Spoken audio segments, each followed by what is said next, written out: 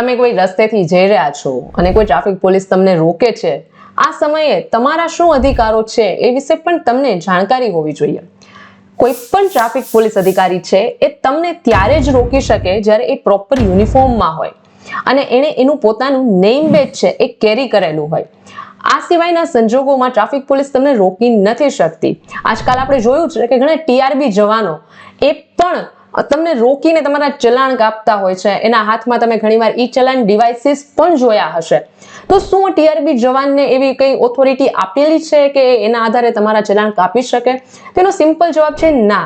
TRB જવાનોને માત્ર ને માત્ર ટ્રાફિક મેનેજ કરવા માટે હાયર કરવામાં આવેલા હોય છે. ટ્રાફિકના જે રૂલ્સ છે એને ઇન્ફોર્સ માત્ર ને માત્ર ટ્રાફિક પોલીસ જ કરી શકે છે. અને આ બંનેમાં ફેર તમે કેવી રીતે જાણી શકો?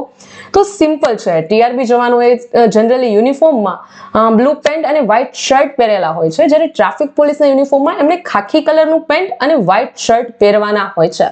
એટલે આ સામાન્ય ઓબ્ઝર્વેશનથી તમે આ બંને વચ્ચેને ડિફરન્શિએટ કરી શકો છો અને તમારા અધિકારોને જાણી શકો છો અને તમારા જે રોજબરોજના જીવન છે એમાં પણ ઉપયોગ કરી શકો છો.